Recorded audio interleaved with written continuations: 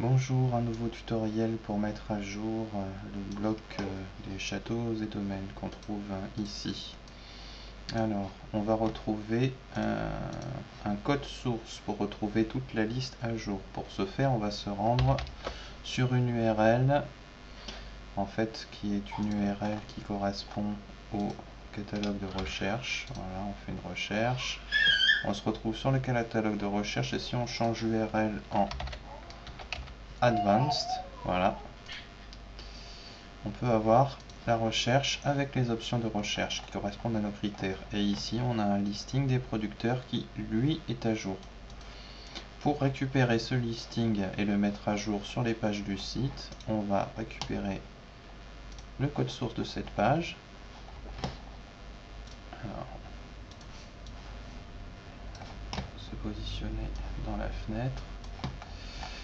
Dans le code source de la page, ça c'est le menu, on va retrouver la ligne Select qui correspond à la balise de champ déroulant producteur. Voilà, et là on va récupérer toute la ligne, hein. Voilà, toute la ligne des producteurs. Donc on récupère ce code et on va pouvoir le réutiliser dans le back-office de Magento. On se rend donc dans le back-office de Magento sur bloc statique. Et dans bloc statique, on va aller utiliser le fameux producteur ou productor. Donc productor, je le sélectionne et je trouve le listing ici. Pour mettre à jour le listing, je vais utiliser le code source.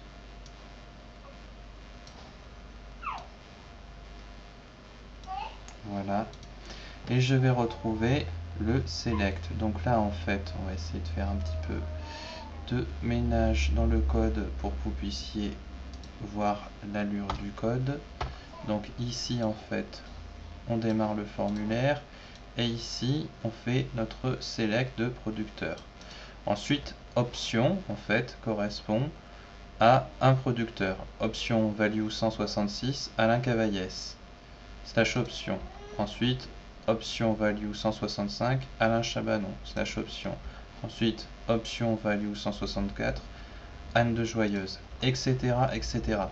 Donc, nous, toutes ces options, en fait, on va plus en avoir besoin puisqu'on vient de les récupérer finalement. Donc, on va supprimer toutes les options jusqu'ici. Voilà.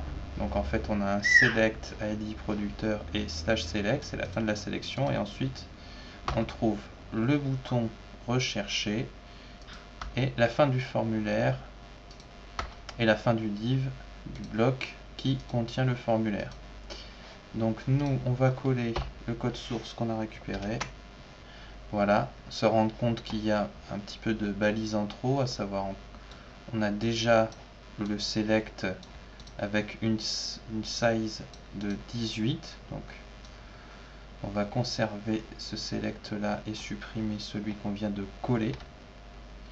Voilà, et à la fin du code qu'on vient de coller, on va supprimer le slash select puisqu'on l'a déjà, et le slash div qui était venu polluer le code.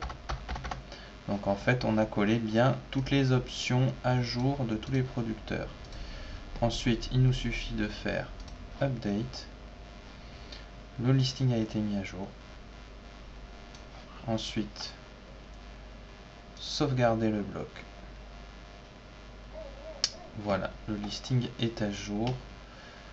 On va faire la même chose pour producteur.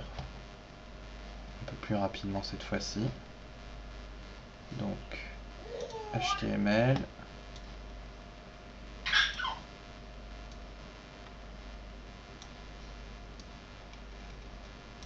On se positionne au niveau du select.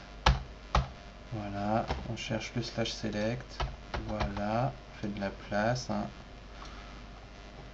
On va garder notre select puisqu'il y a une size de 18 qui correspond visuellement au rendu qu'on veut. Voilà, on va coller notre code source, supprimer le select superflu, supprimer le slash select c'était le /div qui était en trop. Update pour la mise à jour. On sauvegarde le bloc.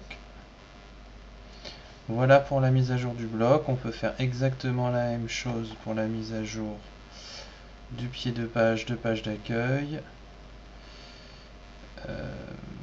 qui est ici dans Home, sur ce, donc c'est sur ce formulaire là, HTML, on se met dans le code source, on va rechercher le formulaire qu'on retrouve ici, div classe recherche formulaire, on cherche le fameux select, qui là on va pouvoir le voir en fait à une size de 8, puisque celui-ci en fait c'est celui de la page d'accueil. Le formulaire qu'on a mis en premier à jour, c'est celui de la colonne de droite des pages du site. D'accord, on retrouve notre /select qui est ici, voilà, et on va coller le code qu'on avait récupéré. On fait un peu de ménage en supprimant le superflu. Donc /select c'est bon.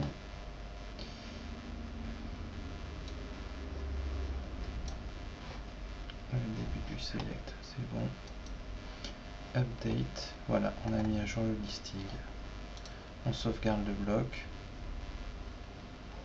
et on peut faire encore une fois la même chose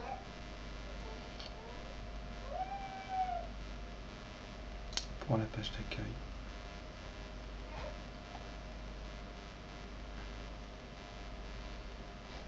Je vous laisserai le faire